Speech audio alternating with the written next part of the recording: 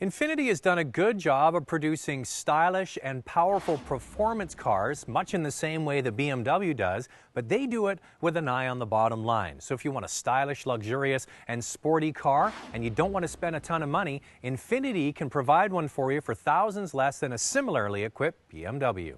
In the past, the performance difference between the two brands was quite huge, but over the last couple of years, that gap has really started to get a lot smaller, especially with the introduction of the G sedan and coupe.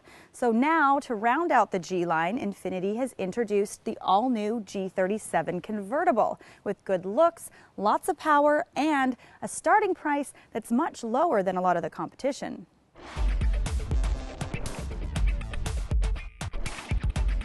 One of the trickiest elements for designers is to make a convertible that looks good with the roof up or down, but the G37 has the goods. The retractable hardtop has been designed to fold as neatly into the trunk as possible, so the designers could keep the rear trunk deck as low as the regular coupe. There is a major problem with the roof. It eats up all the trunk space when stored. Say you're doing a tour of the Napa Valley and you want to buy some wine along the way. Well, forget it. All you'll be able to buy is maybe 1 or 2 bottles, and don't even bring your camera. For any buyer who wants to do road trips with the roof down, the G37 has drastic storage limitations. Infiniti has done a great job of avoiding a lot of clutter, and the dash has a really nice, simple, clean look to it. The soft touch materials and the overall fit and finish really stand out in this car. The retractable hardtop roof can be put up or down in just under 30 seconds.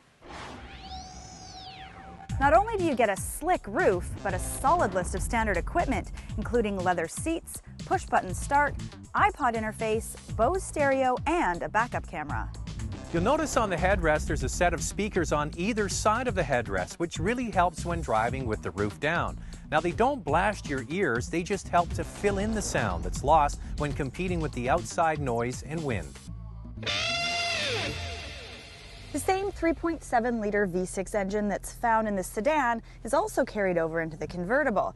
Now, due to the rerouting of the exhaust system, the horsepower is down just a little bit from 328 to 325.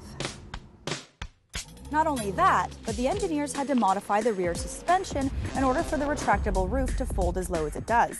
By the way, the same 7-speed automatic or 6-speed manual is offered in this car from the sedan. I am a drop-top kind of person, and I always love to have the top down when I have a convertible.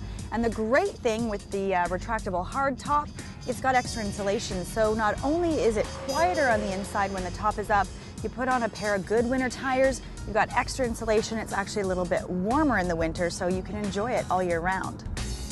I was really impressed with the G37 sedan and equally impressed with this convertible. Even with the top up, there's great outward visibility, and I didn't notice that there was any blind spots. Infiniti has decided to make all of their convertibles sports models, which could prove to be a bit of a double-edged sword. On the one hand, the type of buyer who is looking for a performance car will be thrilled that they get a sport suspension, sport steering, and 19-inch wheels. But for many drivers, the choppiness of the ride might just put them off. That, along with the fact that the 6-speed manual transmission isn't as sporty as you might expect. The 7-speed paddle shifter automatic transmission actually makes the car feel more lively, because it always seems to have the revs in the exact right position to get the most out of the engine. Plus, the manual shift operation isn't that smooth. When I first got the G37 convertible, I thought, I'm gonna love this car. But in this convertible execution, I think it falls short a little bit. First, we mentioned it's the sport suspension. It's a little bit twitchy and jumpy in the corners. It's probably because they had to reconfigure the rear suspension to make it work in convertible form.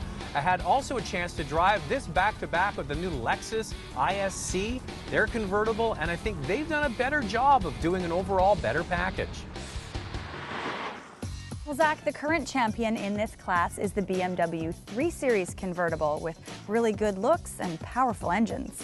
So Zach, who do you think's top dog? Well, I still think the 335 convertible from BMW is still the top dog. However, this Infiniti definitely has a compelling package. What do I like about it? First, it's drop-dead gorgeous. It looks much better than the coupe version, I think, with the wider stance, especially over the back. I also like the beautiful 7-speed automatic transmission, a wonderfully powerful standard engine, a refined interior, and it just all comes together in a good package. Now, on the downside, the manual transmission I wouldn't get. I don't think it really works that well with the car in comparison. I had a chance to drive them both back to back. The 7-speed automatic makes it a much better car. Also, this is a sports car with a sports suspension, big tires, and it has a choppy ride and feel to it.